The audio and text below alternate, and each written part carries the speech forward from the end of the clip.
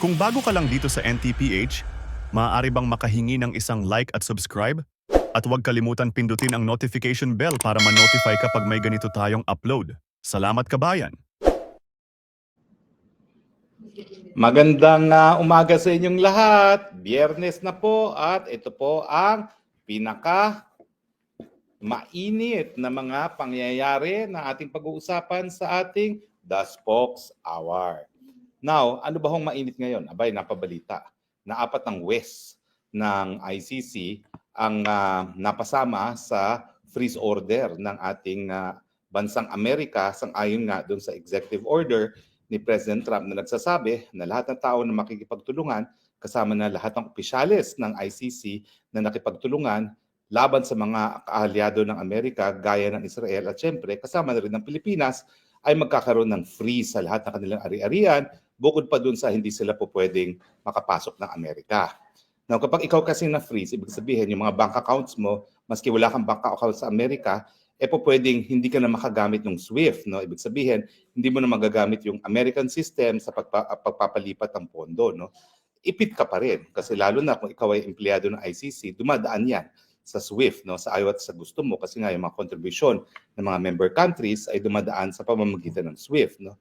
At syempre, yung paglipat ng pondo sa account mo mismo ay dumadaan din sa SWIFT, no, kung galing sa ibang bansa yung pondo. At syempre, ang mga West naman ng ICC talaga naman pong lahat sila dayuhan, no. Wala naman Dutch na West diyan. So lahat sila may mga foreign accounts, may mga sweldo nila, kung bahagi, kung hindi man buong buo, ay dapat ipadala sa kanilang mga bansa.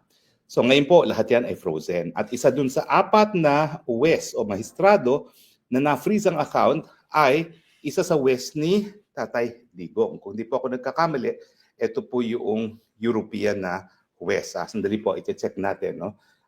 Kung sino talaga yung kasama sa Tatay Digong na na-freeze, no? Tanungin po natin, ha?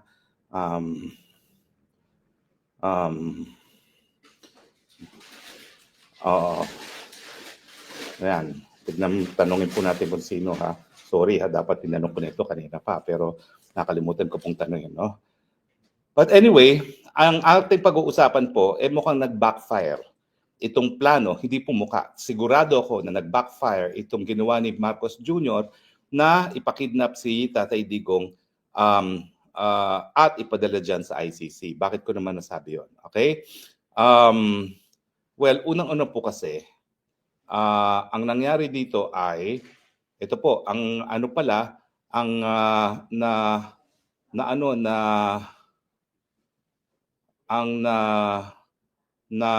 priest na kasama dun sa apat ay si Rene Adelaide Sophie Alipani Ganso na siyang na siyang judge din sa kaso ni Tatay Digong. So tignan nga natin kung tama. Okay. Now, bakit nag-backfire? Well, alam niyo po kasi, itong EO ni Trump, yan lang po yung latest na ginawa ng Amerika laban sa ICC. Hindi pa po presidente si Trump, nagkaroon na ng batas ang Amerika na nagsasabi na kapag merong Amerikano na lilitisin sa ICC, yan ay dahilan para magdeklara ng giyera laban sa Netherlands at lusubin ang The Hague kung saan naroon ang ICC at ang kanyang kulungan. So, ayun nga, tama. Ang judge ni PRRD na na-freeze siya ay si Judge Rene Adelaide Sophie Alipini Gansu na siya po ay taga Benin. Okay? At dati po ay siya nanilbihan sa African Commission on Human and People's Rights. So ngayon, wala na siyang bank account, hindi na siya po pwede pumasok ng Amerika at lahat ng kanyang mga accounts kung meron man sa Amerika ay frozen. Now, itong EO na ito, gaya ng aking sinabi, ito yung latest lang na ginawa ni Trump para nga iparating ang matinding pagtutol ng Amerika sa kaganapan at mga katungkulan ng ICC.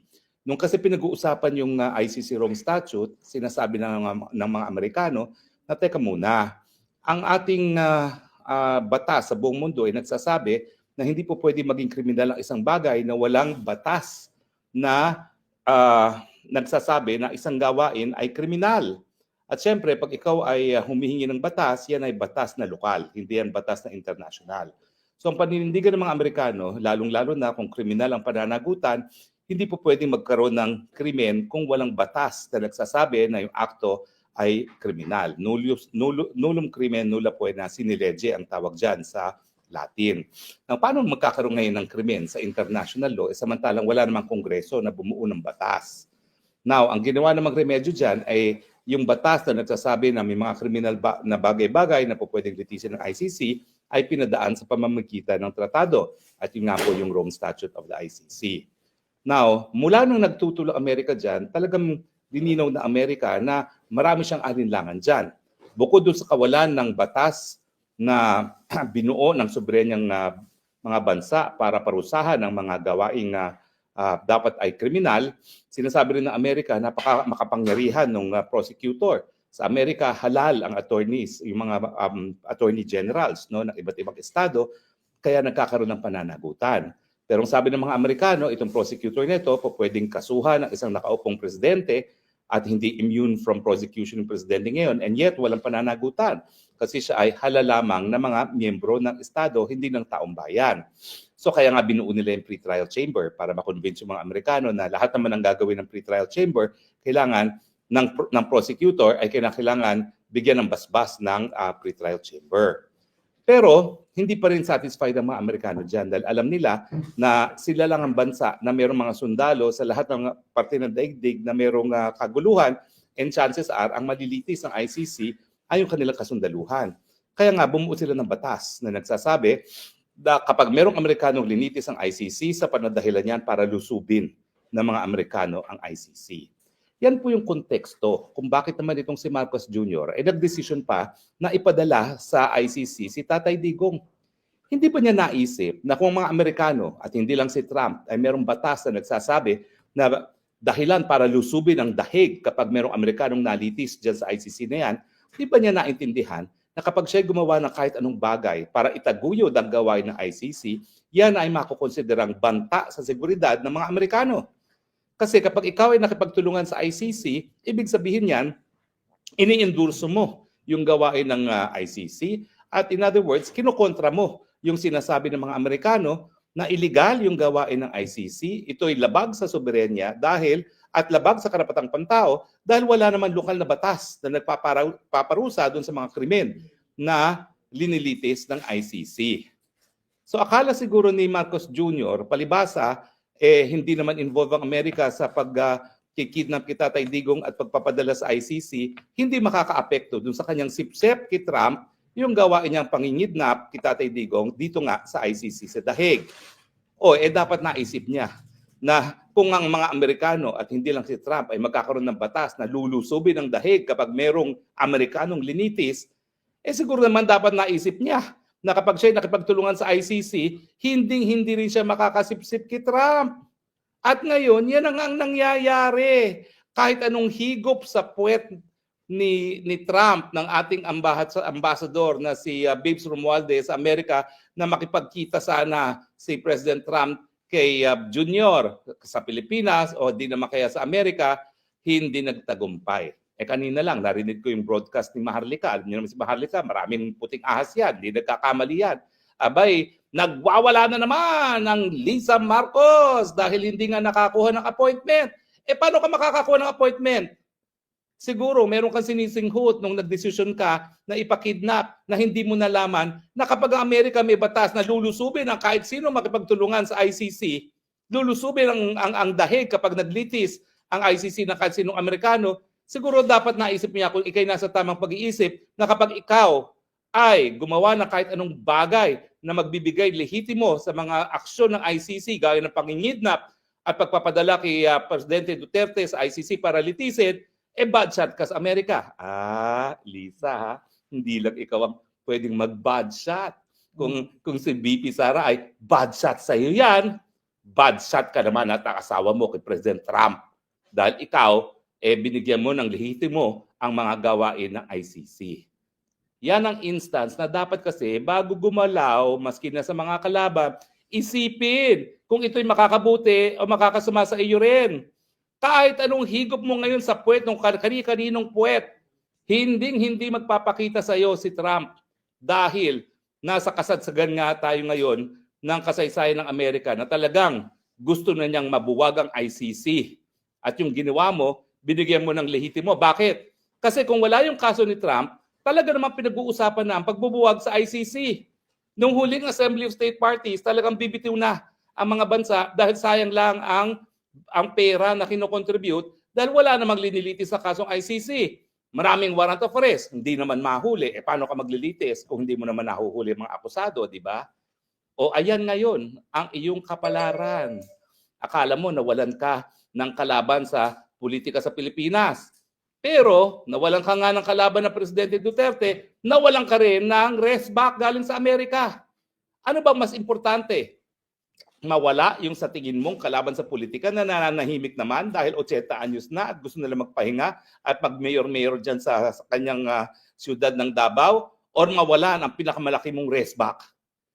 Tapatan lang, ang mas importante para manatili sa kapangyarihan si Marcos Jr. ay ang rest back ng mga Amerikano.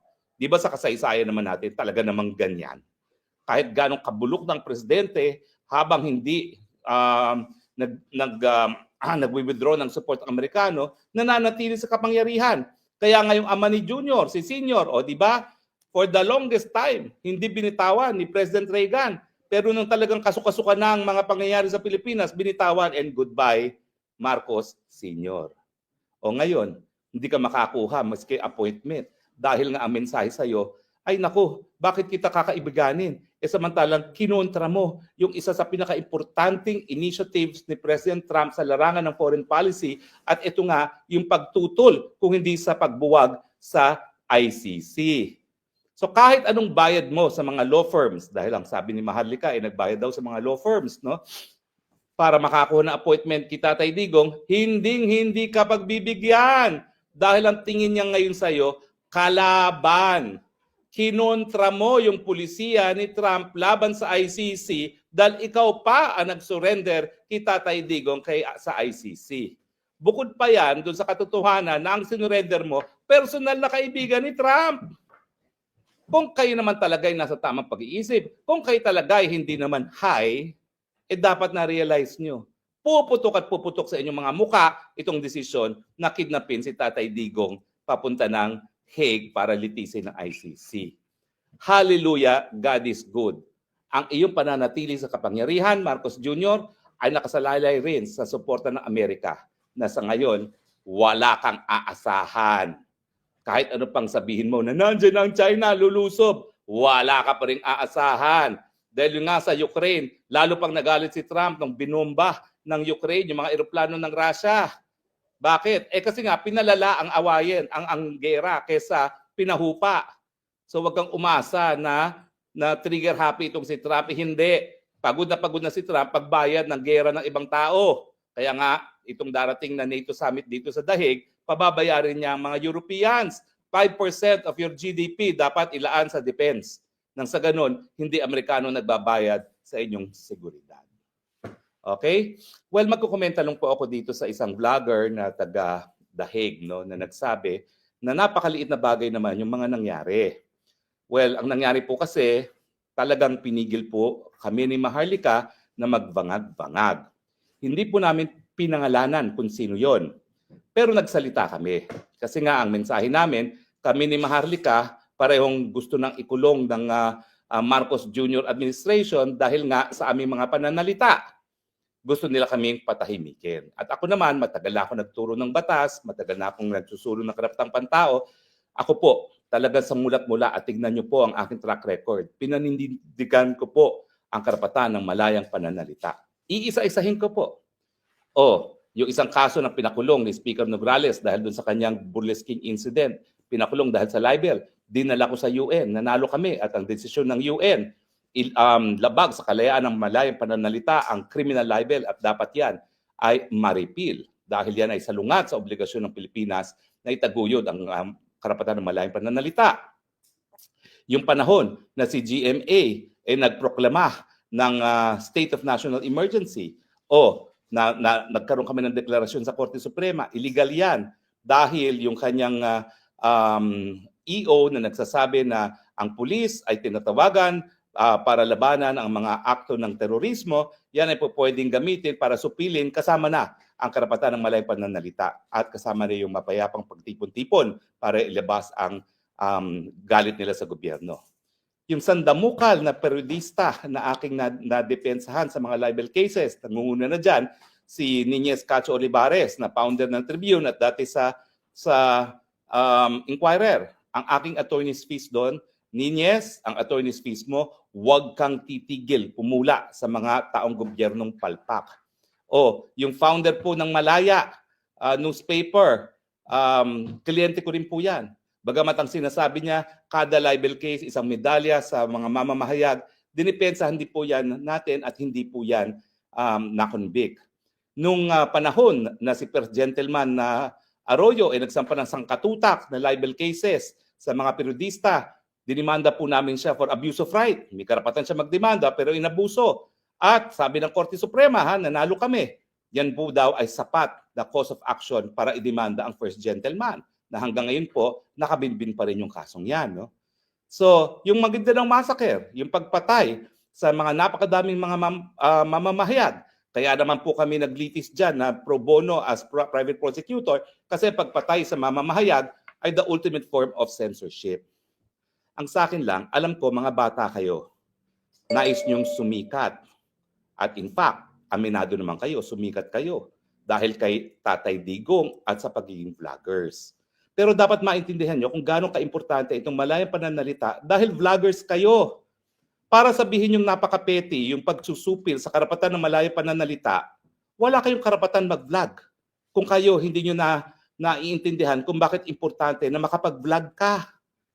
Kaya ka nakakapag-vlog dahil may teknolohiya na ikaw nagbibigay ng inputs sa merkado ng malayang idea. At sa pamamagitan lamang ng pagkakaroon ng malayang merkado ng idea, tayo makakahanap ng solusyon sa ating mga problema. Kaya nga, ang sabi ng Korte Suprema, gobyerno, kahit anong gawaing gobyerno, hindi lang sa pagsusupil, kung hindi mga bagay-bagay na makakatakot sa mga taong bayan na panindigan ang karapatan ng malayang pananalita ay ipinagbabawal ng saligang batas. So bagamat ikaw ay bata, Mr. Vlogger, hindi excuse yan na hindi mo naintindihan na napaka-importante ng kalayaan ng malayang pananalita at hindi dapat sinusupil. So hindi po yan petty. Yan po ay seryosong bagay. Yan ang pagkakamali mo. Hindi ko tuloy alam kung anong dahilan mo, ba't ka nagbablog? Diba? May mga nagsasabi nga na nagpapapansin lang. May mga nagsasabi para sa monetization lamang. Pero kung ikaw talaga ay naintindihan mo ang importansya ng kalayaan ng malayang pananalita, ikay magbablog dahil alam mo sa iyong pananalita, sa iyong mga broadcast, itinataguyod mo hindi lang ang personal mong kalayaan, kundi ang kalayaan ng isang taong nakakulong at hindi tama yung sasabihin mo na ikaw ay nakatutok lang sa pagmamahal mo kay PRRD. Kung talagang tunay kang nagmamahal kay PRRD, dapat wakwakan mo yung nagpakulong kay PRRD dito sa dahig. Tama ba ako o mali? Tama. At hindi po kami nagpapalaki ng issue. Ngayon lang ako nagsalita. Pero sa akin, iniinsulto mo naman yung inalay ko ang buong buhay ko para itaguyod ang malayang pananalita para sabihin mong petty. There is nothing petty with suppression of freedom of expression. At kung hindi mo nare-realize yan, huwag ka na mag-vlog. Dahil yung vlogging mo, eventually, hahabulin ka. Dahil alam mo, dito sa free marketplace of idea, hindi mo mapiplease ang lahat, ha? Babanat-banatan ka nung iba na talagang salungat sa iyong paninindigan. Diyan papasok ang kalayaan. Kasi ang kalayaan, pinoprotektahan, hindi dahil ikay nagsasabi ng mga haleluya, kung hindi dahil ikaw ay nagsasabi ng mga ideyas na hindi popular. So sa akin, sinasagot kita not because I want na palakihin ang isyong ito, pero dahil importante sa akin ang malayang pananalita at sana maintindihan mo, kaya masakit yung nangyari sa akin. Dahil nga, si Marcos Sr. hindi nagtagumpay na patahimikin ako. Si Marcos Jr. hindi nagtagumpay, miski ako ngayon wanted in a non-bailable case. Sa tingin nyo, ikaw at iyong mga kaibigan na nagbibida-bidahan, kaya akong supilin, kasama pa si Maharlika? Hindi. Patayin nyo na lang ako kaysa ako'y magpapasupil sa inyo. Seryoso ako. Barilin nyo na lang ako. Hindi ako magpapasupil. Mas importante sa akin yung makapagsalita. Hindi ako magpapasupil kahit kailan. At kung hindi mo matanggap yan, talagang tuloy ang away. Hindi dahil ito'y petty, kung hindi dahil ito'y nakabase sa prinsipyo at sa kalayaan na kinikilala sa buong daigdig. Ikaw siguro ang petty dahil ang buong daigdig kinakilala ang importansya ng karapatan nito sa International Covenant on Civil and Political Rights, sa European Convention on Human Rights, sa Bill of Rights ng Pilipinas. And yet, tatawagin mong petty? Mag-isip-isip ka. I'm giving you allowance dahil bata ka pa. Naintindihan ko, nais mong makilala. Human instinct yan. Naintindihan ko, nais mong marami kang mga tagahanga. Pero hindi ko maintindihan yung babawasan mo ng importansya yung isa sa pinaka-importanting karapatan para magkaroon ng demokrasya.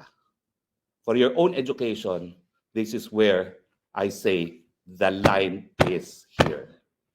There is nothing petty with standing up for freedom of expression. Sorry ka na lang kung hindi mo matanggap yan. Maraming salamat po sa inyong patuloy tagkilik. Medyo high blood na naman si Spokes ng Bayan, pero kinakailangan po. Dahil tayo naman po ay nakakatanda sa kanila, makinig naman sana sila. Do not take this as an affront of you. I have been a law professor for more than 25 years. Pinakamatatalino naging estudyante ko sa UP, sa National University of Singapore, at sa American University. So, I know you can learn too. Buksan mong isipan mo. Magbasa ka sa importansya ng freedom of expression. At sa tingin ko, you will agree. Freedom of expression is never petty. Magandang araw po sa inyong lahat. Ito po inyong Spokes ng Bayan nagsasabi, I love you Philippines. You're the only country that I love. You're the only country that I have.